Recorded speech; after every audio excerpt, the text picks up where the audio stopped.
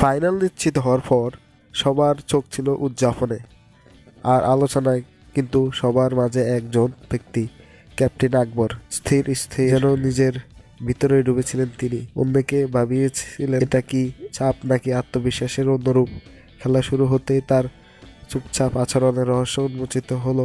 মাঠে যেন অন্যরকম এক আকবর, শান্তি নিয়ে খেলেই গেলেন পুরো ম্যাচ। ভারতের মতো শক্তিশালী প্রতিপক্ষের সামনেও যেন নেতৃত্বের বল নিয়ন্ত্রণ আর রিডিং ছিল সম্পূর্ণ নিখুঁত। নিজের কথা না বলে পারফরমেন্স দিয়ে উত্তর দিলেন তিনি। এটা যেন তার স্টাইল।